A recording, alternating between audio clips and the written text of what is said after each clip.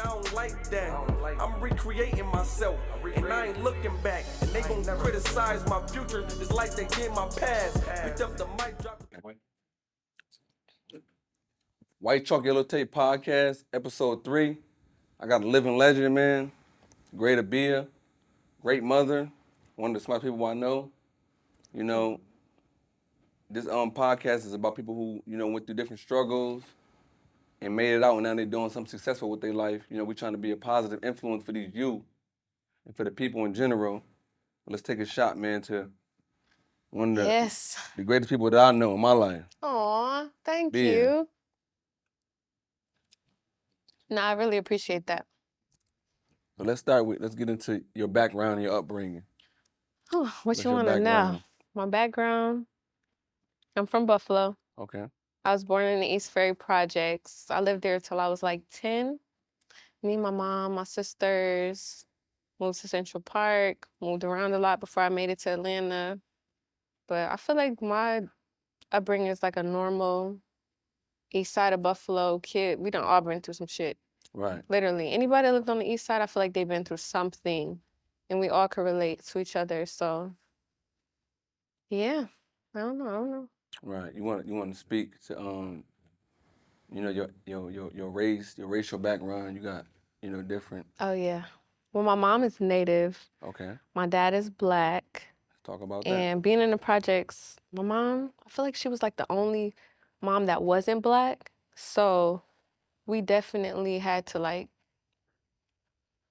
I don't know, I feel like my older sister was the one fighting the most. Because it was like, they see my mom as a white lady. But she wasn't white. But, Right. We in the hood. Right. Some white lady with her kids. And You say your mom Indian. yeah, she Native. was Indian. Speak about that to the people. What cool. that's like growing up on would you go into like the Powwows and stuff. Yeah. See, my mom got her own story. My Right. mom was she wasn't adopted, but her mother couldn't take care of her, so she gave her away Okay. after she was born to a white lady and a Black man. So they actually took her from her mother, and then like they left Syracuse. My mom was born in Syracuse, but they took her to Buffalo to raise her. And when my grandma tried to get her back, they wouldn't give her back. So she never knew she was Native until she was going to college, and she had to like apply for certain things, and her birth certificate wasn't right. So it was like some information. My mom, she was super private. I'm private, but my mom was super private. Okay. She'd been through a lot. But I guess when she found out that she wasn't who they said she was, she found her family, and that's when she found out she was Native. So I think I was 1, or she was pregnant with me. I don't remember. But I know that that's when she, started like meeting her family, getting into it. Then we started going to the reservation. So I did grow up. Question. Yeah, I grew up going over there, but still going back to the hood at the end of the day. Right. But like we would go to my grandfather's house, we would ride 4-wheelers, we'd be in the woods, like catching crayfish and fucking snakes and just wandering, all types of shit. That was cool. But my reality was the projects. Yeah, still is. Central Park. Right. That's what it was. And then a lot of natives are racist as well. So it's like, I don't fit in over here, but then the natives look at me like, you're Black. You're not, it could be funny, but for the most part, it was cool. It was cool. Like I seen, other people, but my family, my mom's sister, love her to death. He didn't treat us no different. So it was cool. So what's your relationship like with your father? Now it's cool. Right. Now he kind of like a homeboy. Okay. And it's funny because like I would call my dad and I'll talk to him just like I talk to you. Me, him, my sisters, we'll be on group FaceTime and we'd be chilling. But growing up, it was a little weird. He wasn't around as much as he should have been. I don't know why. For whatever reason, that's not really my business. So I'm not going to talk too much about it. But as we got older and like a little bit before my youngest sister passed, and then a lot more after, he became more present. So I seen it as he was young. He had a lot of kids when he was young, and he still had a lot of growing to do. So yeah, I don't fault him. You don't really? No. All right. It's what it is. Ain't nobody perfect. So we cool now. That's my boy. Yeah. Right. So what's your Your sister told me you play like a leadership role in your household. So let's speak to that on when I was little. on So your role in the yeah, household. I was always like the little mom Right. of everyone. So it was 5 of us growing up. That's not to include my dad and like all of my other siblings. My dad got like 15 kids. So it's a lot of us in all. But him and my mom have 5 daughters. My oldest sister she was out. She moved out when she was like 13. So she was like away from the family. Right. But even before then, I just used to cook. I used to make sure they went to school. Like, my mom was working. She wasn't around, but she wasn't absent because she didn't care. Right. She was absent because she had to take care of us by herself. Mm-hmm. So it was like a little Single different. mother. Single mother, And like how many 5. 5 years? That's great. And my mom didn't graduate college. So it's 5 of us. She graduated college when she was pregnant with my youngest sister, Ramaya. Right. So imagine that, you struggling all through. I remember going on the bus with my mom to school, And, being in the computer lab with my mom, right. drawing on the walls, like her teacher making us come back and clean it up, like going to classes, study halls with her. So I don't know, my mom just did what she had to do. So Right. I relate. yeah, I feel like it I was was, single mother too. My mom yeah, 3 kids. nothing wrong with that. Nothing at all. I see you mentioned that your younger sister had passed away. Yeah. Can you if you want to, can you speak on how that trauma affected you? Whew. Moving forward in life and Man. that whole Yeah. trauma. How did that affect Bia? So Maya, she was like the baby, but she was like the favorite, I think, of everyone. You know how you have like that person that's the glue? Mm-hmm. Where it's like, I love all my sisters equally, Right. but she was like our baby. Mm-hmm. So when she passed, and she passed like suddenly, she was in a car accident. She was with her best friend on his birthday. She was 16, he was 16, turning 17, and he was driving. I don't know, that shit was just weird. Right. It kind of like tore our whole family up Apart, because we was always like this, like literally it was always us. Like we fighting together, Mm-hmm. we struggling together, we starving together, we eating together. This is at a young Everything, age. This is yeah, coming up, cause we ain't have it. right. We ain't have it. I ain't afraid to say that we didn't have shit growing Right. up, so it was always us. We used to go to Save a Lot in Central Park Plaza and steal food. Mm-hmm. Like it is what it is. Like we went through everything together. So when she passed, it was just like, damn, that was like the most hurtful thing that I had experienced at that time. And mind you, I've lost friends before then that I was close Like to, that, right? super close to. Jazz, that was like my best friend. He died. Yeah. Stefan Umpa, love him to death. Facts. He died. So it's like it's not like I hadn't experienced, losses that like really hit me, but a sister that It's different, yeah. that was my I baby. lost a brother, right? Yeah, like I remember her I literally, one of my earliest memories is her coming home from the hospital. And I remember my mom bringing her in the car seat, and she sat her on the floor. I remember the light coming through the door. We were still in the projects. And I looked at her and I was like, Mom, why is she so white? And my mom was laughing like, Abia. I was like, okay. But that was like my baby. So that wasn't just hard for me, it was hard for everyone. Like Right. watching my mom go through that loss, it Yeah. was fucking terrible. Traumatizing. Traumatizing. Watching them pull the plugs at the hospital. And then it was a lot even with the hospital. They could have saved her and they didn't. Right. It was just a bunch of stuff. We had to go to court with the hospital to keep her on life support, and they ruled against us. Damn. So we didn't want to take her off life support. They made us. So it's just a bunch. That's a whole story in itself. But that was really hard, and I feel like that was part of like my spiral. Mhm. Not just me, just my whole family. We Right. all was hurt. So Can you identify, because they say, I'm gonna let you speak to this. Any direct trauma that comes as it relates to that, 'cause they say any dysfunctional behavior that a person displays is a result of trauma experienced in that person's life. So can you articulate trauma that dysfunctional behavior that you experienced with yourself as a result of that trauma? oh yeah. After that, I was angry. And then Right. it's like, it's different when somebody is taken away from you, you have someone to blame. When it's an accident, you have no one to blame. So it's like, My you brother died in a start, car crash too. yeah, you question a lot after that. It's like, why? It's a whole bunch of whys that you have no answer to. so much anger, you have nowhere to direct it to. So you Right. kind of like internalize it. Mm-hmm. And I'm like, I don't know, I'm already kind of violent. But after that, I used to fight a lot, like for no reason. Just Right. want to fight, want to drink, want to party, want to not think about it. Like I was still, like I was hustling, but I was just doing a lot of dope shit too at the same time. Right. Just kind of like escapism. You know how that is. Mm-hmm. You're going through something, but you don't want to go through. You don't want to feel it. Right. So going through that, I think that happened like 3 years before I got arrested. When I lost my brother, my heart was like turned cold. Literally. Like my heart was cold. See, but the thing is, it's such a duality, right? Right.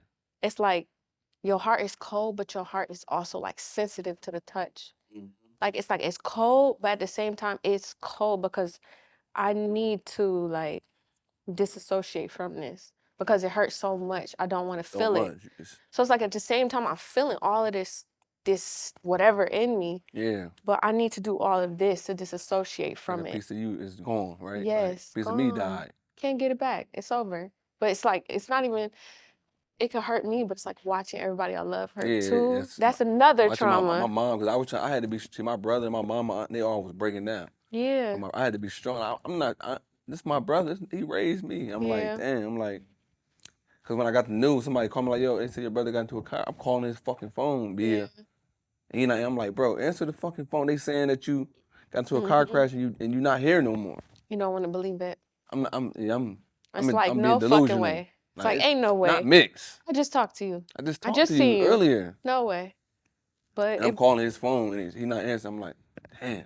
yeah. Remember exactly where I was at on the corner of Fillmore and Genesee. And I'm like, I was in Houston. I keep calling this motherfucking phone and he's not answering. I'm like, this shit is. I was literally in Houston when it happened. Right. And I remember before I left, I was so mad because she stole one of my shirts. And I just like rolled my eyes at her and I was like, because she was always taking my little clothes and stuff. But yeah, I was in Houston. It was calling me. It's so weird because that whole day in Houston, usually when I went to Houston, I was just happy. Like I felt Houston. I was like cool, chilling. But that day I was like, I'm tired. We went to the strip club. They're like, what's up? I was like, I don't know. I'm just not feeling it. And I was chilling. And then they just kept calling me. I remember like everything. The call, my sister just screaming like, you gotta come home. And just like, we don't know if she's okay. And I'm like, what the fuck? I literally cried from Houston all the way back to Atlanta. I didn't stop crying. I cried in my sleep. I woke up crying. I went me to the too. airport. I cried through the line. I cried on the flight. And then they was all at the hospital. So I took the MARTA to like close to the hospital. Somebody picked me up. I cried the whole way on the MARTA. I know I looked crazy. Mm-hmm. Like to a stranger, this girl on the train just fucking crying. But I didn't know what else to do. Yeah, it's our way. We trying to find a way to cope Yeah. I with was some crying. astronomical pain. Yeah. That was. You find ways. Like somebody asked me, how do you, like, so if, let's say if somebody was asking me and you're like, how do you get over that pain? Like, how would you explain that? It's hard to explain, right? You don't get over it, and it's inexplicable. You can't explain it. You can't explain it. You don't know until you feel it. It's something that you can't tell someone, oh, I feel this way. Like, no, because it surfaces in so many different aspects of your life and in your personality. It shifts everything. I feel like that shifted everything about my life. One little moment shifted everything. Like, not just for me, but like for my entire family. So I can't explain that. Right. You won't get it. Like I could tell you how I feel, but you're not gonna. That's the pain that you don't understand unless you feel it yourself. Yeah. So That you say that kind of like set the soundtrack for the trauma for you. yeah. At a young, could you say 3 years later? Yeah. Let's fast forward. 3 years later. Fighting. Now you fighting cases. Yeah. Let's speak about these cases and the impact that these cases had on you, and not only you, your family. My family. I didn't give a fuck. I didn't care about shit, and I didn't care about myself then. But I didn't really even see how much I didn't care about myself until I went to jail. So I don't even trip on the fact that I went to jail. And it's crazy because when I knew I was going to jail, because I caught a gun case, and then, 2 months later, I caught another gun case. In New York State. Yeah, in New York. And then when you catch a violent felony, you catch another violent felony, they remanded my bail. I couldn't get bail. But then, instead of doing 3.5, and run it consecutively, it got to be run Oh yeah, instead of it being run concurrent, it has to be run consecutively. So like my lawyer, my first visit, he was like, I got bad news. I'm like, okay, what's up? He was like, so you're not getting out of jail. And I was like, all right. I honestly felt like I needed to be in jail. When he said that, I wasn't surprised because I was like, yo, I need to sit my ass down because I keep getting in fucking trouble. Like, what the hell? Like, I'm either fighting, I'm doing something stupid, or now I'm going to jail every month. Like, that's crazy. That's weird. So when he told me that, I was like, all right, that's cool. And then he was like, but he was just asking about like what happened and everything. He was like, if you get convicted for both of these firearms, it's not gonna be 3 years, 3.5 years that you do. You're gonna have to do 7. He's like, and that's automatic, mandatory minimum. And I was like, okay, 7. I was like, oh, all right. First offense. Yeah, first offense. I got into a fight and got arrested before. I probably got No felonies though. no felonies. We gotta explain that to we're gonna explain that to them because we in Texas where you can have a gun, open carry, is free state. And I had a permit for one of them. Explain the difference. They don't I'll care. explain it. So before we continue, in New York State, like you could be we in Dallas, Texas right now, and you can have a firearm if you ain't got no felony without a permit, without anything. You could just go buy you a firearm. But in New York State, Right. they criminalize guns. Yes. So it's a C felony to get caught with a weapon, and it's 3.5 to 15 years. So that's why her lawyer told her it's 7 years minimum because she got a gun charge. But another gun charge. You got on bail or you? No, I didn't get bail. You didn't get bail? No. I had to I sat, you know how they got 6 months to indict you? So I sat until a week before the 6 months. And they let me out. They finally gave me the DNA back. And because the second case I caught, I had 2 co-defendants. Right. So I wasn't the only one in the car, but the gun was under my seat. So, whatever. But nobody's DNA came back on the gun. So they knew that though from month 2. But they wanted me to tell on the people that I was in the car with. They wanted me to blame it on one of them. I ain't doing that. But so I sat there and I just You set it out. You waited out like a G. Yeah, and then it's crazy because I was supposed to get probation for the first one, 5 years of probation because I had a permit, but it just was in Georgia. So, and then I was driving a rental from Georgia. So I just told him like, yo, I always have my gun in the car. It should be crazy in Georgia, be all types of shit, they trafficking, whatever. I always have the gun. I forgot. I came up here for the weekend. It was in the car, whatever. They said it's still legal, but we'll give you 5 years probation. It didn't work out like that. That's crazy. Yeah, I went to jail. I feel like I could have fought it. It could have been a lot of stuff that could have been done, but at that point it was kind of like pointless because You just took the plea. yeah, I 3.5. didn't do all that. That was just whatever. Yeah, that's the minimum. See, 3.5. That's the minimum. And They could give you less, but it depends on how. They got to drop the felony. They give you a D to a felony C, too. right? It's a C. They could drop it to a D. Give you 2 years. If they would drop it to a D, I would have got some bullshit. When I was upstate with my 7 years, I seen people in New York City. Everybody was getting 2 years for. I'm like, these motherfuckers getting 2 years for a gun charge. Yeah. We getting 3.5. They getting a gun charge. They come home. Now they're a little bit better. I feel like in New York. Cause that law, and they passed the law. Yeah. The highest court in the land passed. They say that Buffalo, or New York State altogether, their gun laws is unconstitutional. Right. They are. They're crazy. So now they had to rethink that. But it is what it is. It happened. Right. And honestly, I feel like in them 3.5 years, I learned. I don't know where I would have been if I didn't go to jail. Yeah. Talk to these youth, cause they hear me talk about this shit all the time on my Facebook, Instagram. Right. Speak to these youth and all the people that follow me and you on the ramifications, the consequences, and the repercussions that you don't see, that you can't see. Oh yeah, they glorify of the streets. Shit. They glorify it. I feel like before when we was growing up, you kind of like grew up in it. Right. But I feel like now it's like, it's cool, it's popular, it's the culture now to. Oh, if you want to be a rapper, you got to be shooting people. If you want to do this, you got to be hustling, whatever. Understandable, but what a lot of people don't realize is you lose more than you ever gain in that life. No, literally. Right. You come up, you're going to lose your friends to jail or they're going to die. And that's just a fact. That's just a fact. It's going to happen. No matter how it happens, it's going to happen. You're going to make money, but you're going to, first of all, you don't value that money because you're not working for it. Yeah. It's not something you get in.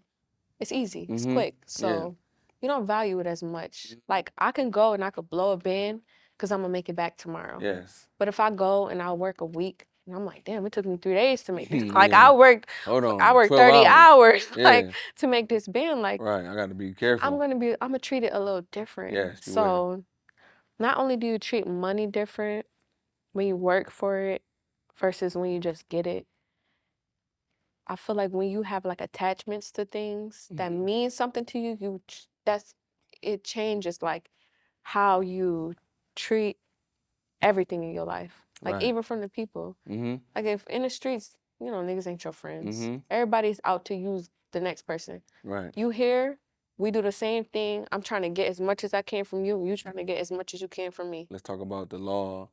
Me and you were talking about this like a year ago, like the law of detachment. Mm-hmm. You know, and I feel like a lot of people they're not up on that. So like detaching from things, especially like material things. Mm-hmm. In the way I'm about to speak about it, it's a positive, Right. right? Because think about like the Buddhists. They say when you don't want, you don't hurt. Mm-hmm. A lot of people in this world, like they going after things and they're doing things solely for what they're gonna benefit from it, and usually it's materialistic, right? So imagine if there was no money, if there was Right. nothing, what would be important to you? Right. You know?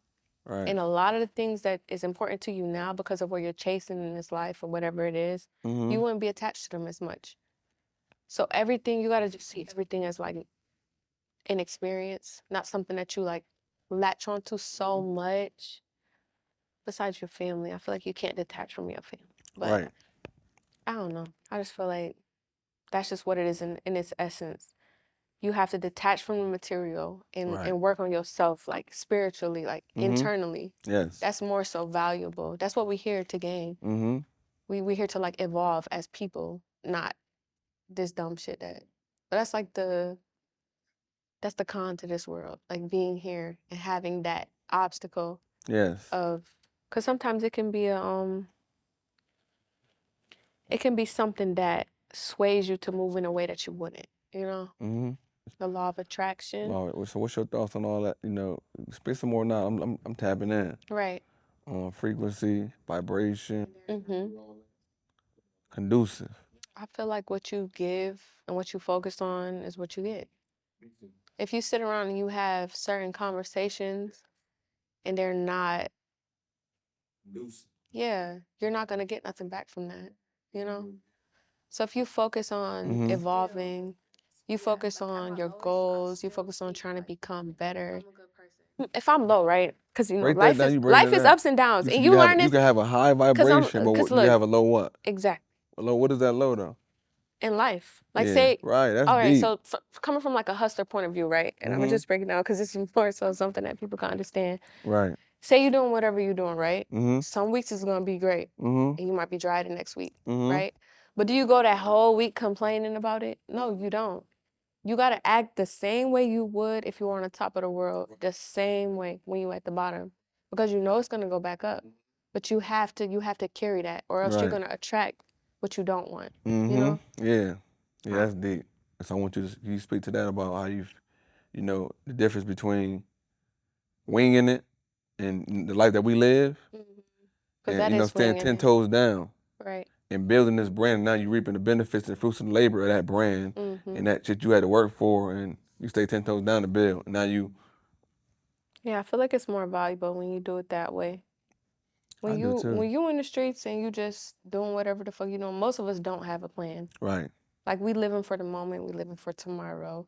And most of the people surrounding us are living the same way. Right. So it's like a bunch of people with a bunch of resources with no direction. Mm-hmm. What you gonna do with no direction? Like you can't really do anything unless you have a plan for what it is you're doing. If you in the game, what is it to be in the game without an out? What's the point? Right. Like what is the point of it all? What we doing? Right, because Right. it's gonna happen. Mm-hmm. If you don't have an exit, you're gonna end up the same way everybody else do. We glorify. Yeah, we glorify. We glorify the illegal shit, and then we frown upon people that's doing good, dope, legal shit. And why you think that's the case? So one, I don't really frown upon the illegal shit. I'd But I rather think the people collective not majority do it. do. Yeah, they do for sure. Why? Because they don't understand it. If you grew up in an environment where you've never had no other way Right. to do anything, because think about it, when you coming up, imagine, like say for me, I'm coming up. My mom is always working. We don't got shit. I got a bunch of sisters. Mm-hmm. And I'm going to try to do something to help. And what option do we have to help in that moment? Right. But what we have available to us, and what is available to us, is a bunch of crackheads down the street. A nigga on the other street will sell me an ounce of weed. You know, he gonna sell me an 8-ball. Right. So like, what other option do I have? When that's the only other option you have to make your circumstances better and the circumstances for your family better, you're gonna take it. Mm-hmm. So I don't necessarily frown upon it. I feel like I frown upon it if you have another option and that's what you choose to do. Right. Then it's like that don't make no damn sense. Mm-hmm. But when you coming up and like that's the only way for you to survive, do what you're gonna do. Yeah. But have For a the right plan. reason, right. Don't start doing it and then you start eating it now. And I'm not saying that I didn't do this and other people, we all fuck up and do it that way. But it's I'm like showing you what it's my another mistakes that I way. made, right. Exactly. It's another way that you could do it. If that's what you have, that's the only thing you have to do that, but do it with a goal. Don't just do it and buy clothes and fuck off your money and have just it go right. Yeah, no. I can It's a way to do I it. can appreciate that. Right. It's definitely a way to do it. I can definitely appreciate, you know, that's valid. I think a lot of youth can, you know, understand that, you know, because a lot of times they get trapped off and, you know, doing this shit for the social media, Right. clout chasing. You know, they see all of the glitz and glamour of the street life. You got a name, you know, everybody know you. You that don't mean know. nothing. I'd rather be not That's known. all. But this is what these youth is chasing. Yeah, I know. They watching crazy and as they hell. seeing what's I going see them. on. They be on FaceTime with their ops or But whatever. it's not just the youth though. They're It's motherfuckers crazy. that's 30, 40 years old who never got a name. Right. They feel Pushing like this they want that narrative. name. They want to be known as Top Gunner, you know, and I'll be like, so I feel like the streets is over, yeah. I do too. It's over. I feel like when we was coming up, it was like a code. But I feel like it's so many ways for people to make money nowadays where they don't have to go through that and put themselves through that. Because nothing good comes from it. Right. You're literally going to go to jail. Mm-hmm. Your people going to get killed, either from somebody hating, somebody robbing, you beefing with somebody, whatever. It's unnecessary. Unnecessary casualties. Right. Yeah, and it's a bunch of opportunities. Out here. People's out here holding a camera and just having fun and they're making money from YouTube. Making so much money, right. There's so many other opportunities for people. So that goes into my next question for you. Yeah. So my next question, and I'm not I don't want the woman to feel like I'm being a sexist or nothing like that. OnlyFans? No, I'm asking you. So, you know, our city's small. In our city, we don't really have too much exposure in our city. Yeah. So I would say, like, what do you feel like, I know you're a woman that traveled a lot. You've been in major cities. Yeah. So what would you say some of the advantages is in other cities as opposed to a woman like yourself growing up in Buffalo, New York? I really don't feel like they have much of an advantage over us versus if their upbringing was different. Right. You see different. You see more money in a different way. Mm-hmm. But I feel like in Buffalo, first of all, it's small, so you can know more. Yes. You know what's going on. You know what you can do. It's a smaller market. Mm-hmm.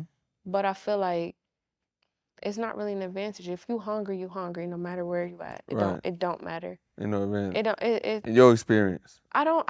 Because I want you to be honest with me. If you had to do this all over again. I'm being completely honest, because I'm in Buffalo right now, and I could have been in Atlanta, I could have been in New York, I could have been in Houston. I prefer Buffalo though. Why? Because I know it. I'm not jacking that. Why?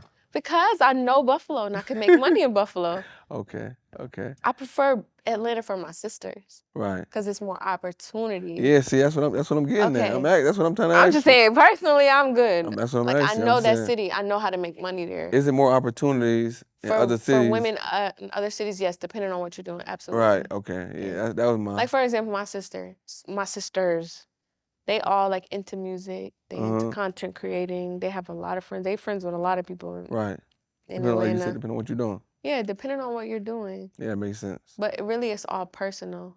If you want better for yourself, you're going to make better. It's all a decision. Like, if I want better, I'm going to choose better. If I want better, I'm gonna work towards better. Mm-hmm. I'm gonna surround myself with different things. I'm gonna focus on different shit. And you can focus anywhere you at. So Yeah, you're right. it kind of It's just that mindset locking in. yeah. But there are definitely more. I feel like there are more opportunities other places, but it's up to you to take I do advantage for of sure. them. I think. Yeah. So I'm gonna say for myself. I can't speak for nobody else. Mm-hmm. I know when people. I can speak to this directly. When people ask me, yo, so how did you, all my family and cousins and friends, how did you change? They know me from being a wild animal. Right. You had to I'm get like, man, yourself out there. two things always being my mindset first, Mm-hmm. but not only my mindset, because I changed my mind when I did my 7 year. I came home and I was drawing up plans about how I'm about to do these nonprofits, Mm-hmm. and I'm doing all this good shit. You heard? Mm-hmm. But I was in this treacherous Buffalo, New York environment. Yeah, I didn't come straight home either. And I'm around motherfuckers they still getting money, Yeah. popping niggas directly on top of their head, all this crazy shit. I'm like, No, I know. I don't want to be around this. I don't want to be around none of that. I'm trying to do this. But it's only so longer that you around these people that you get. Now I'm back in. I'm back in it. They tried to make me go to Buffalo. Okay. The jail. Mm-hmm. They tried to make me parole to Buffalo, and I was like, But you knew better. absolutely not. Why? Why you say absolutely not? Why? What was your mindset after that 3.5? I gotta get it. I got a kid. I had my kid in jail. To this mind money? you. By any means? I have to do something. I'm gonna be doing something. And then I have all of these people. That's deep. They're gonna be pushing this to me, that to me. That's deep. Yeah, that's deep. And it's different when you first come home. It's gonna like, be hard to say no. Yeah, for real. I'm changed. I don't want to do that. I don't want to get this money. Like I'm not gonna say that. You know. Nah, for real. It's a little. That was sticky for me, but I feel like also when I came home, I went to New York, which was different. That was a different environment for me. I was New York. I love New York City. I love New York. I never been there. I lived there for 2 months while I was waiting to get transferred to Atlanta. Right. I love it. It's just so many different people. Yeah. Right. Culture. It's culture. Culture shock? No, not for me, because I feel like I love that. So right. For me, it was like, ooh, like okay, you meeting people from Russia, you talking to, people from different age groups, people that grew up different from you, people that even grew up the same. Were you social? Yeah, when I first came home. You always been social. You had to learn how to be social. No, I learned how to be social in jail. In New York? No, in jail. In jail, yeah. Yes. See, I always been real militant. I never. See, I was militant, but at the same time, I learned how to talk to people. Yeah. And then talk and not react all the time. So like outside of jail, I was, okay, if you disrespect me, I'm gonna hit you. Right. I'm gonna fight you. Right. I was the same way in jail. Before you went in? Yeah. I was the same way. Oh. When you first went in jail, you getting in the fights and shit? No, when I went in jail, I was in jail for a week or 2, and I went upstate and I found out I was pregnant. Right. Oh, yeah. Exactly. So I couldn't fight. About that. We gotta talk about that. I couldn't fight. Right. So my mindset going in, when I was in the county for them 6 months, I was fighting. You not move, get away from the microphone. Get away from the microwave. That's my phone. Don't touch it. Don't say what you say to me. I was on shit. Absolutely. What? Oh, okay. We could fight. I don't care. Like, I don't give a fuck about fighting. I'm not scared to fight. I'm not scared to go into the box. Everybody knows that. Anybody that know me in jail know that. Don't give a fuck. Because I don't even take the 1. I take the 24, and I'll stay in there. I don't go outside during dumb hours, so that shit don't bother me. Like, I'll be chilling. I asked him, like, can I stay in here? Can I just go to the program? Like, I'm gonna be chilling. Like, I like the quiet. I like my peace. Yeah, I was cool with it, so I didn't really give a fuck, but when I went... You gotta be... Hold on. We ain't just gonna breeze over that. Everybody all y'all viewers that's watching, hold on, because she's very strong. This is a person that's she has a photographic memory, so yeah. And she's very strong-minded. Don't think that box ain't about nothing. I did a year in the box in upstate 2 times. You are in the same cell for 23 fucking hours, and you get 1 hour rec, and that rec is outside of that cell. Right, in a little cage. Like, it ain't really nothing but... You in this little square. This is serious, real business. She just got this is a unique person that has a very strong mind. I've seen grown men commit suicide and try to hang it up and do all type of weird shit because of that box. No, that is true. So it's not for everybody. It's not. It ain't. But to me, it was like I'm already in jail. That's like me too. I'm away from around these motherfuckers. I'm away from everything I love. Do you think I give a fuck whether I'm away from them here or I'm away from them in this cell? No matter what cell I was in, I was in jail, so I Right. didn't give a fuck. So can you speak to your progression? What's some things that really like inspired you, or like that you remember from that 3.5 years that really had an impact on Bia? The first thing was like the unfairness of it all, because I knew I wasn't supposed to go to jail. I was like, Right. damn, this some bullshit, but I'm eat it. I'm here. And then going into jail, I'm like, well, shit, drugs cost more up there, so Mm-hmm. I could still make money. Right. So going into jail, I'm already on some bullshit. I wasn't going in thinking about, oh, I'm going to grow. Yeah. I'm going to do the right thing. I'm still Absolutely you not. trying to fake the system. No, I Beat the wasn't. I system. was not thinking about that. Right. I was thinking about, all right, I could still survive in here. I could still Mm-hmm. do this. I could still do that. Boom, boom, boom. I get upstate. I find out I'm pregnant. All of that is out the window. I can't fight because if something happened to my kid, I'll blame myself or I'm going to kill you. You Right. know, probably both. Yeah. You know, I don't know, but I had them like 9 months. But also, even outside of the violent, like outside of that and other people, it was like me internally. I don't want to feel all of these negative emotions, and I'm growing. Like Mm-hmm. someone else, I'm cultivating a seed. Like Yeah. inside, like they feel everything. Right. So it was like, damn, I'm in here, this negative ass environment. Mind you, I'm in the max. So I'm in there. They don't separate you from population. You Or you still in. pregnant. Yeah, they don't. So You motherfucker, have to stay in the max so they can do too. whatever they want to do. They can do whatever. I was about to fight somebody. While you I was like pregnant. 8 months. I had a pen. I was like, bitch, I will beat you the fuck up with like, please get the fuck away from me. Stop playing with me. Like I've Right. had those moments where I'm like right there, but I'm like, Bia, you Yeah. cannot think about yourself right now. This is not about you. Like so all those like well, it was almost 10 months because you're Mm-hmm. pregnant for 10 months and I Mm-hmm. was only like I just got into Right. jail and I was just pregnant. Right. So them months it was like I'm in here and I'm dealing with this, but I cannot internalize it. So it's like, yes, this person said this to me. Yes, the CEO just treated me like this. Yes, they talked to me like this, but I cannot internalize that and be negative and feel negative because I have someone else that don't deserve that, you know? Mm-hmm. So going through that in itself, at first I was faking it, right? So somebody would say something to me that I normally would like punch them for, I would fight them for it. Like I literally would fight you for this Right. in real life. It wouldn't have been no talking, it wouldn't have been no conversation, we would have fought. Right. And I was just had to like breathe. Mm-hmm. And I'm like, it's okay. I'm all right. It's not that serious, you know. They're having a bad day. Mm-hmm. They're going through whatever it is. I'm not gonna let that affect me. So at first I would just trick myself into it. But after a while it kind of like became habit to where I'm actually feeling like this. Like you can't affect me. There's nothing you could do that could bother me right now. Right. So I feel like without my daughter, I wouldn't have grew in that way. Right. Because mind you, I would have been in jail. I'd have been doing whatever. So you I would had have been 3.5 fighting. years. Yeah. And when you got to upstate, you found out, okay, damn, I'm here. Having I a gotta do baby. 3.5, but I'm pregnant. Yeah. That's deep. Change So your whole mindset. so you got 10 months. Within your first 10 months, you gotta chill. you gotta chill. You I got gotta a baby. chill. I gotta think. So speak about, this is trauma. This is some more trauma now. Just yeah. Speak about the effect after you had your baby. Like you Mhm. talked to us about that. You had your Yeah. baby, but you still in prison. Yeah, I'm still in How that prison. play out? How was that? That was crazy. I want to know. Okay, so in New York, they give you the option to keep your child. Okay. So if you go through, and that was like my main focus too, if you go through your pregnancy, you don't get no tickets. If you do what you're supposed to do, you get into like this special program and you get to have your child with you for up to a year. So I got into the program, but the program itself is some bullshit. Like they put you through so much.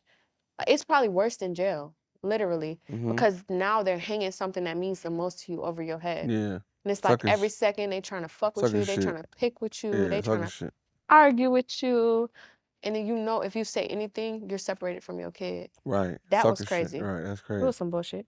So I was, and mind you, no Black person makes it the whole 12 months. Right.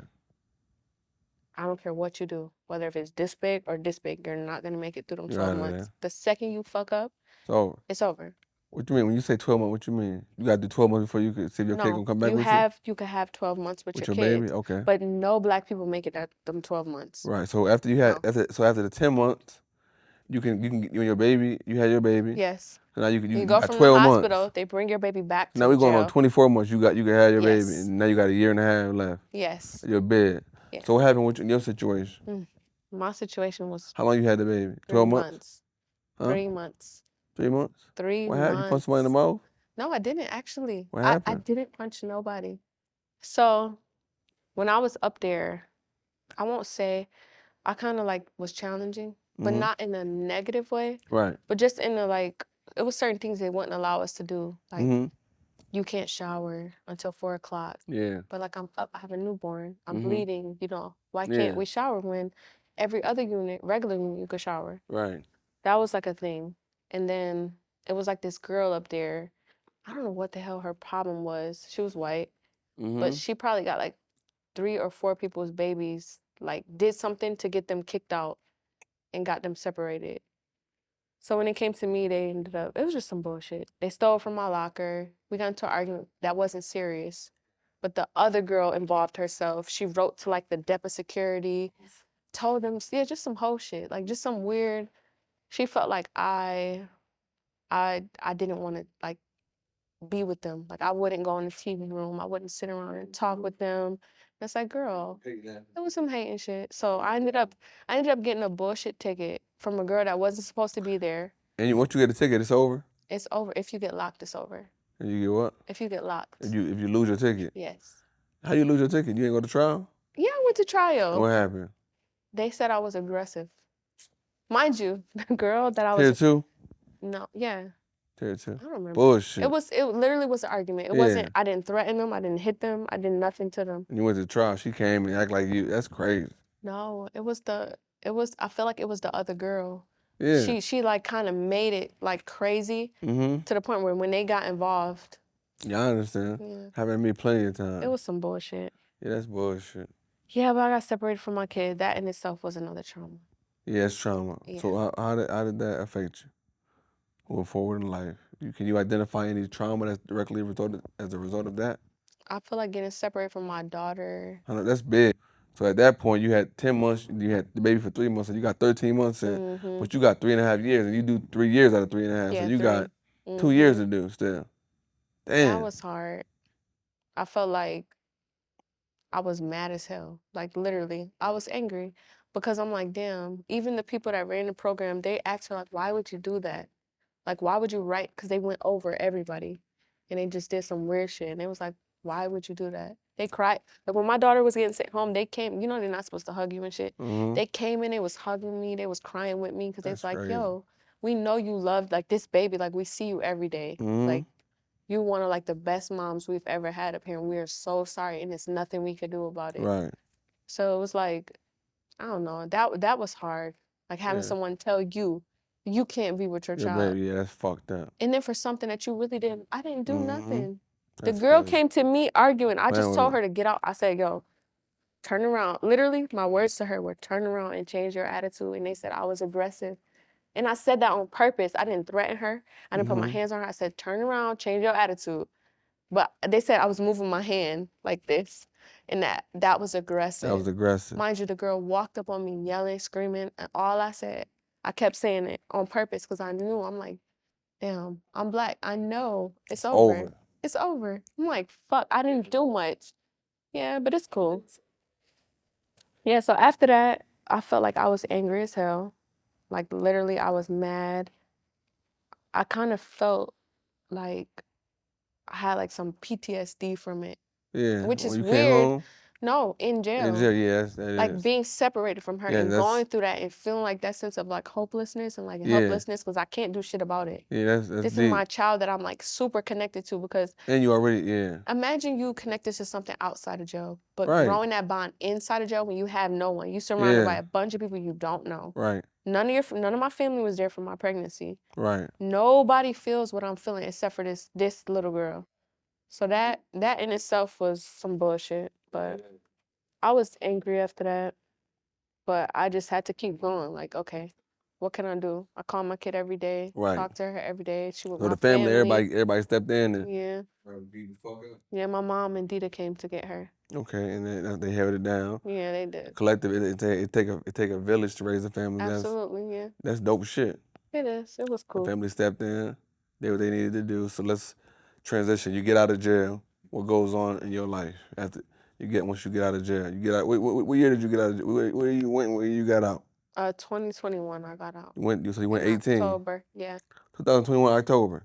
Yep, I got out of jail in October. And what happens? How be your life unfold? I was supposed to go straight to Georgia, but my counselor never put my paperwork in, so I ended up going to New York. Okay. Which wasn't terrible, but I wanted to be with my kids, so all my family was in Georgia. I was in like this little halfway house situation. Right. It was just something temporary. I knew that was temporary, so I went there, and then I stayed in New York for a couple months. My family, they was at the gate to get me. Okay. They came to New York. They stayed for like 5 days. We chilled. They went home. I visited for Thanksgiving. And then December, I think it was 9th, I got approved to go back home. So I was out. I left to You went Atlanta. to Atlanta. Okay. Yeah, I went back to Atlanta. And it was cool, but I think I was in Atlanta for like 9 days and my mom died. I know. It's like, sometimes I'll be like joking about my life. To me, I'll be like, it is what it is. I went through, I can't change nothing. I'll be like, oh, it's just one thing after the other. It's like, I don't know. It's like a series of unfortunate events. Yes. Yeah, it's So like you come home October what day? I came home October 14th. I moved to Atlanta December 9th, and December 20th, my mom died. You ain't even been home 2 months. You been home No. about 2 months. Yeah, 2 months, my mom died. Damn, I that's know. crazy. So how did that's crazy. I know. How did that trauma affect Bia? Losing your mom. You said your mom was that was the backbone of y'all. Talk to her every day. Single mother, 5 Every day kids. in my bed. If I didn't talk to her, it was because I was in the box. But every day I talked to her. So she played a major role in your life. My whole life. How did that affect you? Losing your mother. Now you just got out of jail. Yeah. You got a felony. I do. Now your mother I have passed. a child that my You got mom a has child. been raising, who's connected to my mom. That's crazy. Like when I came home, Ayari was like, she knew I was her mom because we spoke almost every single day. But like her bond was with my mom. Damn. Yes. So she turned 2, like right after I came home. So them whole 2 years, she was like, Damn, yeah. you know, like that was her, like her person. But I feel like that shit was traumatizing by the way it happened. Like it literally was out of nowhere. Yeah. Like we all in the house, we chilling, we laughing. I think Dita had just got a new car, so my mom was on FaceTime with Dita. She hang up. I think Dita was about to come over or something to show her car. I don't know. I don't remember. I just remember the kids like screaming. Like they just screaming. And we like, what the fuck? So we run into the room. My mom's like on the ground. And I don't know if she was seasoned or she was having a heart attack, but I told my sister, like, get the kids out the room because they don't need to see that, you know? Trauma. What? That was like the worst thing I ever been through in my life. I feel like nothing I've been through, nothing. Being in jail, being separated from my kid, losing my sister, that's a close second. But to like hold someone and lose them is different. It's somebody that means so much to you. It just seems like this story gets worse and worse, right? It just keeps getting bad. But that's my life. Yeah. I don't know. I felt like after that, trying to recover from that was nuts. Because going through something like that, you ever been like eating with someone and they choke on some food? And you have like a panic, but then they okay. So it was like internally I had this panic, but like as it was happening, I'm waiting for it to stop and it never stopped. Never stop, right. So like you right here. Yeah. You experienced that. So like I lose her, but this panic was still there. So it's like, I don't know, I talked to a therapist and shit after that because they was making me go to therapy That's from trauma jail. for real. You been through some shit, Bia. I know. That's so how do you still stay alive? how do you still have, just be you after that? How do you I wasn't me after that. How do you so how do you just After that day-to-day? after that, every day was like hard. I was depressed. I didn't Mhm. eat. I probably lost like 30 pounds. I had nightmares, like, Yes. but I had this kid. Yes. So I feel like that's how I kept Okay, going. yeah. Right. So that was like the thing that pushed me through everything. So I think I was depressed for like really until a few months ago, probably. It was just hard. Like every Yeah, day that's crazy. it was a struggle. But I'm here. You got through, yeah. Yeah, I feel I like respect that. I don't know. I had to feel that though. Yeah. Like with my sister, I got drunk. I fought. I was destructive. With my mom, I couldn't do that because I Mhm. had someone else depending on me. Mhm. I just went through these 3 years where I had to sit with myself and like really correct a lot of shit that I didn't address before in my life. So I'm like a completely different person. One loss, and the next two different beers, like completely different. So if you had to describe Bia, we in February 2024. You had to describe who Bia is today. All the obstacles, all the trials and tribulations you had to overcome. Mm. Give me an example of who you try to be in 5 years and where you said you at right now. I feel like right now, mentally, Right. I'm in the best place that I've been in a long time. Okay. And especially with what I went through with my mom. Right. So I feel like right now I'm super strong, but I'm just now starting. Like in Okay. every other area, I'm just now starting to like get my footing back. Yeah. Right. Mm-hmm. You're It's on a like healing journey. I'm healing, but I'm also working. Yeah. You're doing So the it's work. like right Doing now the I'm work. good. Right Right. now I know where I'm at, but I Right. know where I'm going. Mhm. So I feel like right now it's just I'm grinding. I'm Yeah, good. right. I'm good with just saving, Right. taking care of my daughter, taking care of my house. Mhm. And me, I'm straight. Like Right. I don't give a fuck about nothing. When it comes to me, I could go without. I wore greens for 3 years. Right. Like I'm going to school. I'm in nursing school. Oh yeah. Let's talk about that. Let's just Yeah, start there. I'm in nursing school, and I also run a store. And Hold I'm on. working on. Hold on. We ain't gonna skip over that nursing school. Oh yeah, You in nursing school, yeah. but I'm in nursing school you had because I seen something on your post, what? and we all talk about this. All me, D Money, Dita. I made the dean's list. I'm doing other things where I won't need to make money nursing, but I feel like it's important to have some type of education. One, Yes. going from like being depressed and like just trying to become yourself again and going into school, it kind of like gives you a structure. Yes. It gives you deadlines to meet, so like it works on you being more timely, being more I'm big present, on being more structure. active. Yes, I really need that structure. After all of that bullshit, I needed to get that structure because when you go through something like that, you really develop like I really had PTSD. Like Yeah, I got that too today. what? My From nervous the streets system, but and all from the the deaths streets, and but all the then deaths. but from like literally watching my like all of that shit was Accumulation yeah. I of all these literally things. something was wrong with me. Like when that Yes. happened, I like isolated. I Mhm. cut myself off from everybody. I was Right. just like super sad. I was feeling everything. So going from that and trying to like become a person again, because I feel like Mhm. I really lost myself in that.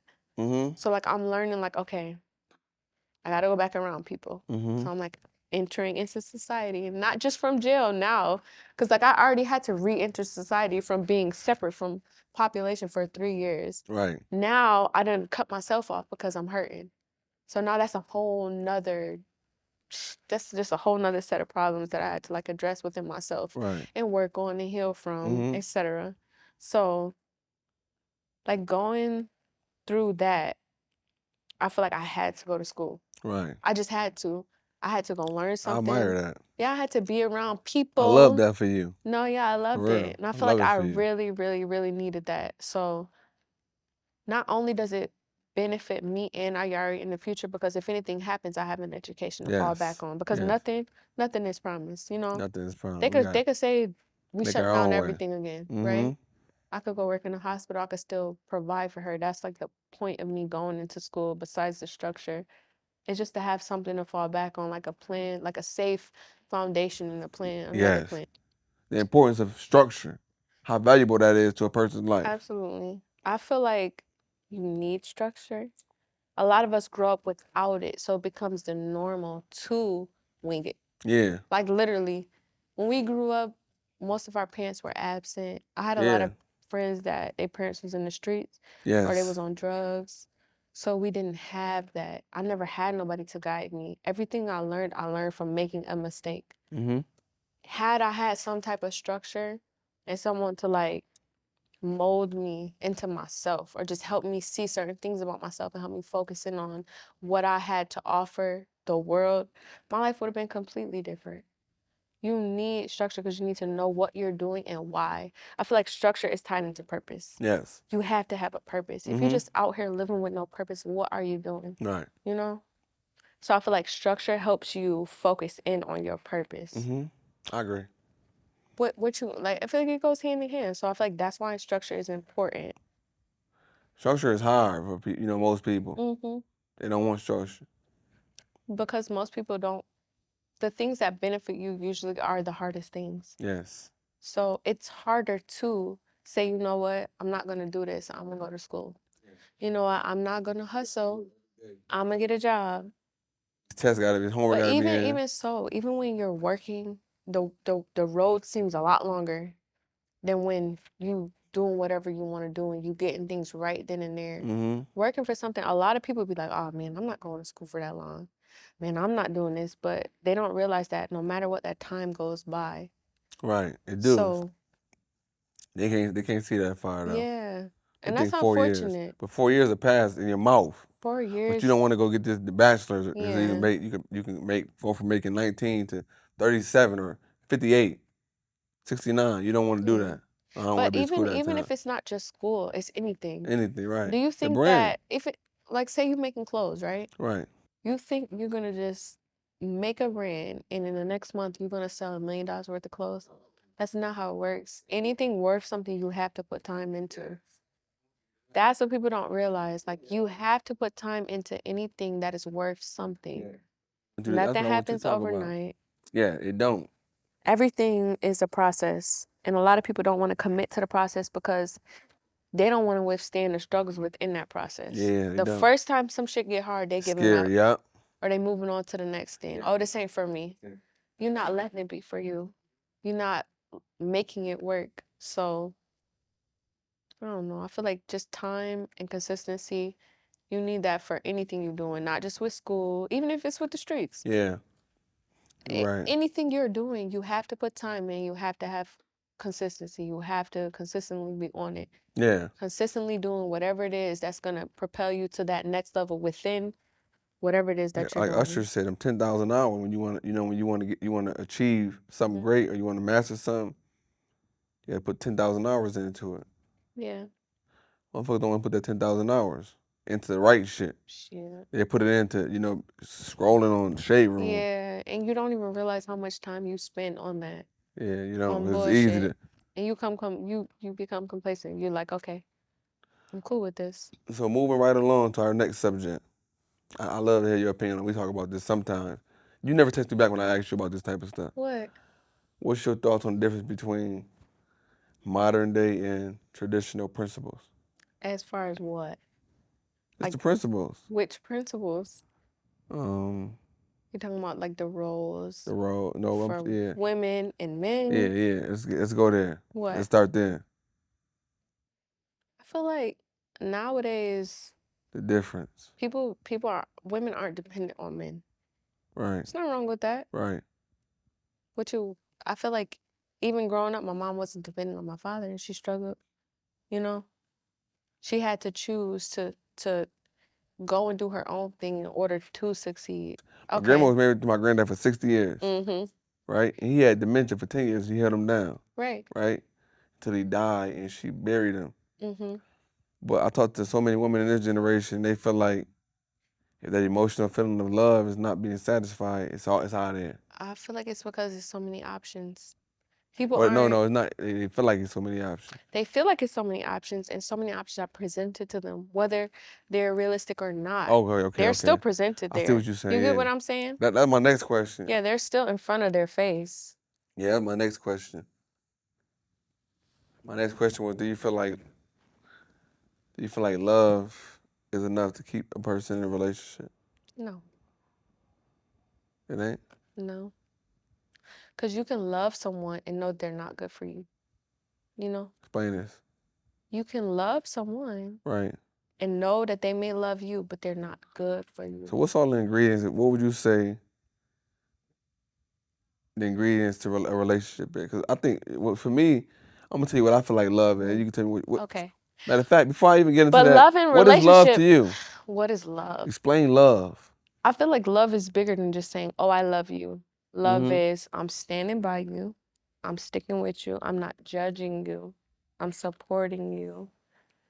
I feel like nowadays it takes a lot to like be in a relationship and be in love with someone and stay in love with them. Yeah, in this generation, right? Yes, because there's so many things that could go wrong. Right. So I'm gonna tell you what I believe love is. I want you to Mhm. respond.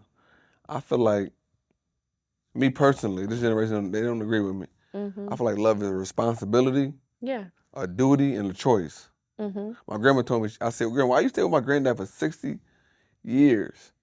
Was you oppressed? 'Cause most people in the generation, they say women back then, they stayed with their men because they was oppressed. They ain't had no choice. She said, I wasn't oppressed. Mhm. I could have left his ass anytime I wanted to leave him. Right. It was a choice It I was a made. choice. Every day I Absolutely. had to make the choice to love this man. Every day. You know, that was deep. Yes. And I'm like, so can you give me some tools on, love? Like, she Mhm. said, one thing with me and your granddad, we never went to, we had our arguments, we had our shit, we communicated with each other. Communication is key. But we always made sure we never went to sleep mad. So whatever we had, issue we had during that day, before we went to sleep, we talked about it and got it out. We never, just don't never go to sleep mad at your significant other. I said, that's deep. I feel like that's true because a lot of people and nowadays, and maybe even back then, in relationships in general, I feel like people don't really communicate what upsets them. They let it build up. Yeah. And they expect for people to know. Oh, well, Mm-hmm. you should have known that Yeah. that would upset me. You should have known that like they don't really communicate the issues. And I feel like if people communicated sooner, they could resolve a lot of problems that they have. But I feel like nowadays, since you have so many options, people aren't as willing to communicate. Right. They just figure, all right, well, it's not working. I'll find somebody that will work with. And they Mm-hmm. kind of like continue on that cycle of finding whoever else and maybe it won't work with them. But I feel like it's really you. Yeah. It's where you are, where you're willing to go for that person, where they're willing to go for you and how much you are willing to make it work. Right. Most I people agree. don't be willing to make it work. They don't. So They don't. you can love them, but I I don't tell you, if you necessarily love be. somebody, if it's a two-way street, hmm y'all gonna both put the work in. Like you Yeah. said, it's work. But it is not gonna be perfect. It ain't easy neither. No. It's work. And then imagine, okay, so not for nothing, in those, how many years were they married? 60? 60 years. Imagine how many times Yeah, shit went she left. may have, anything. She done did He her. may have cheated on She done her. caught him in the bars out with other women, beat their ass. It's happened. Exactly. She may have cheated. She mad. So Yeah, it all this stuff they happened. literally chose to stay together. And a How lot of though? people, I don't Why understand. can't I? That's my question to you. You understand what I'm saying? I get what you're saying. Why don't but our generation is ready to move one thing? because they If can. they're not being satisfied with that love Plus, they shit, also I'm we gone. are way more accessible nowadays. Yeah, right. That's what Like it is. anybody could go in my Cause DMs they and can. boop boop boop. Yeah, cause they can. And now it's like it's nothing to hop on a flight. Yeah, So you're you're right. not even limited to your environment. Yeah.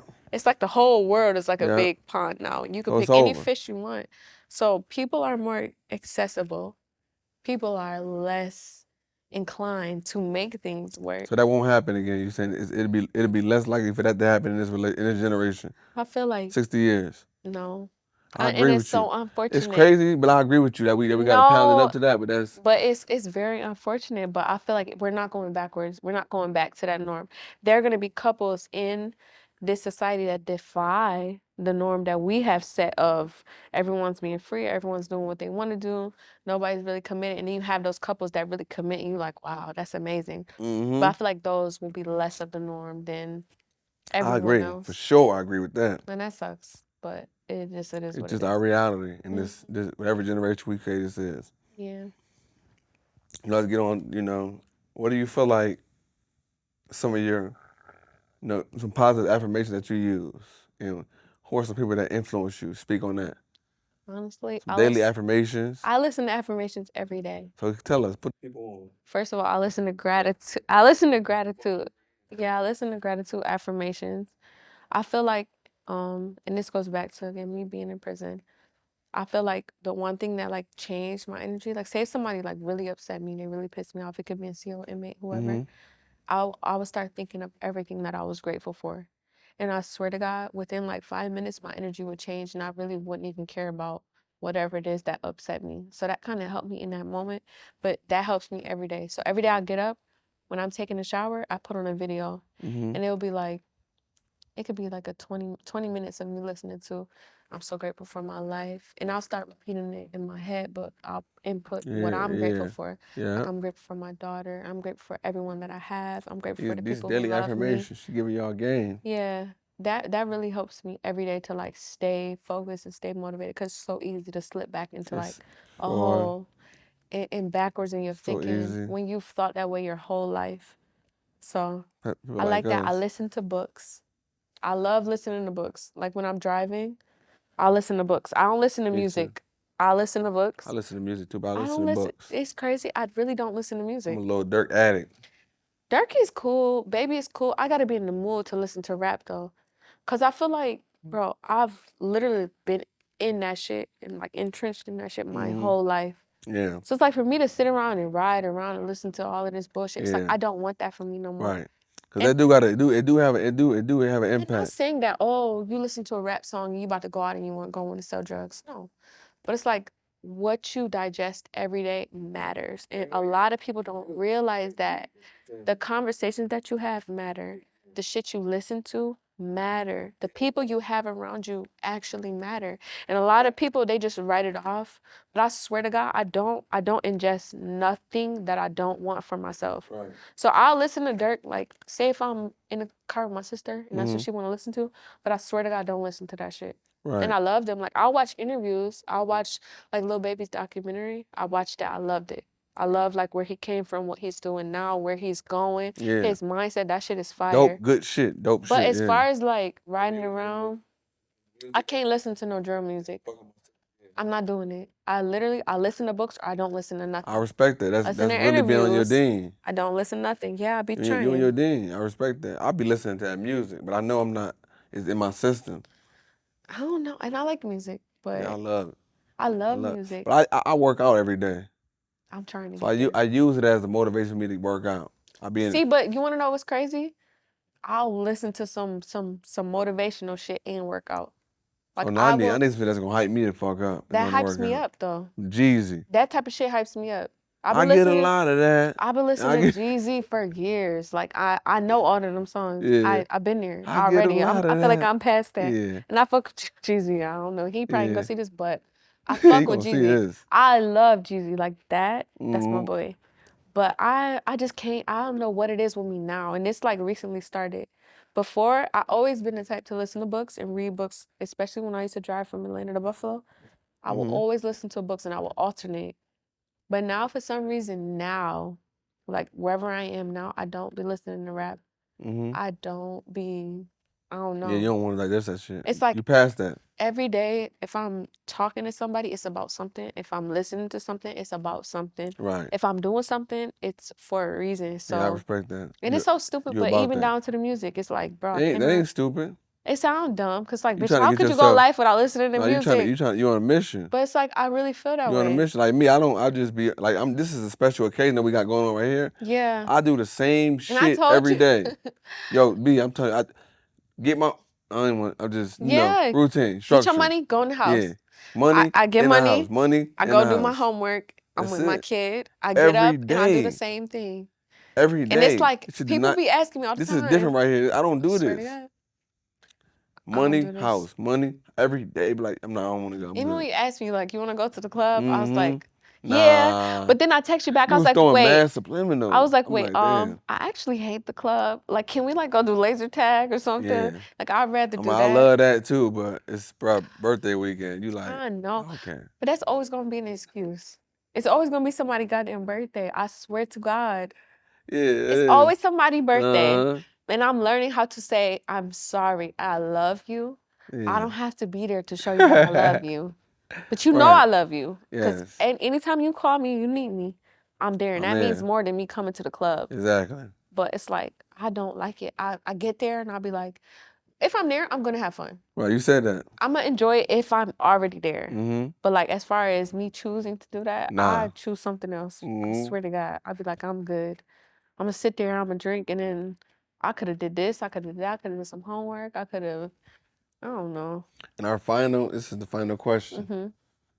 I need you to really take your time on this too. Okay. We both come from the streets, Mm-hmm.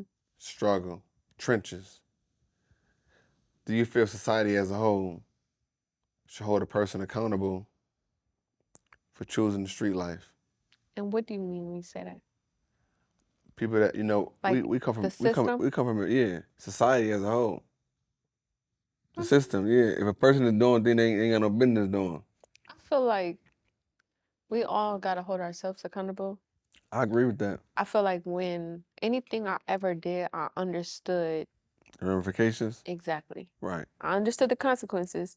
And when I chose to do that, I chose the consequences too. Yes. So if I get in trouble, I'm not about to cry about it because I did this. I know I did it. I know why I did it. It may not have been right, but that's what the fuck I did. Mm-hmm. So I do feel like it's a problem with our judicial system. It's not necessarily fair. It's definitely black and white. It's Very definitely racist. about money. And it's not really rehabilitatory. They try to say, no. you know, They try jail to is get some supposed, money. you're supposed to re-enter society and it's supposed No. to, they don't do any of that. Hell no. They sit you somewhere and they forget about you and then they tell you to be a better person when you come home. How? That's a fact. They don't teach you how to be better. They're not trying to heal the trauma that made you make those decisions in the first place. They don't really try to help whatever it is that hurt you. And but yeah, I feel like at the end of the day, we are responsible. You feel like society as a whole, in general, people should be held accountable for their actions. Yes, but I don't And I feel like agree. you don't abuse the power or the system. Yeah, abuse your authority. It's definitely not about helping people, the system. Yeah, it's not. It's not. At all. If it were, in no form. that would be beautiful. Yes. Because I feel like when I was in there, I chose to go to therapy. Yes. But when I did it, I was like, wow, I actually like this shit. Yeah. Like I got lucky. I did therapy too for like 2 years. Yeah, I got lucky and I got someone that I can only talk to that fuck therapist with. about certain shit. Yeah, of course. Like emotional trauma. Yeah, emotional trauma. I can speak to her about why you got PTSD? I can't talk But about who that. else in your life can you talk to about your emotional trauma? Nobody. Exactly. So you Right. need that type Need of that. outlet. I feel like therapy is maintenance for black people. We all should be in therapy. Absolutely. There's people that go through life and they never lost a loved one. Right. Like they never seen somebody die in front of them. They never seen their people That's laying on the traumatizing, somebody ground with dying a in front white of you. sheet over them. So I feel like absolutely. I feel like every black child, especially the ones that grow up in the type of, and it's not even just black children because it's Puerto Ricans, it's white people. Anybody that grows up in the type of environment that we grow up in, like any oppressed individual, any minority in society that may be treated a certain type of way or have less access to any type of resource that will help them grow in life, I feel like they need to go through therapy. Every day I feel like we be focused on survival. Yes. And if you focus on the basics, living, breathing, eating, clothes, shelter, how can you elevate? You cannot. Because every day is just about getting to the next day. If you grow up in that shit for a decade or two, you behind. Somebody else your age, they've evolved not only mentally but emotionally. Yeah. So you kind of at a disadvantage, and it's unfortunate. Can you speak on what be it to close it out? What you got coming up? What you want to speak to people about? To follow you on and follow the great Abia man on Instagram. Shout it out and let them know what you got coming forward. Instagram. My Instagram is _716. You can follow me if you want. Like I don't really be on Instagram, but no. What you got going on? I'll be chilling. We got the store, the Green Genie, and we also got Panama Red, in Buffalo.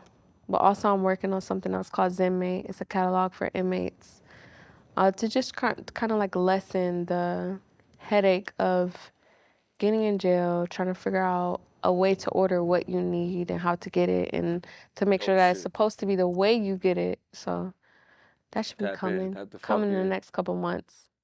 All right. And I don't like that. I'm recreating myself, and I ain't looking back. And they gon' criticize my future just like they did my past. Picked up the mic, dropped.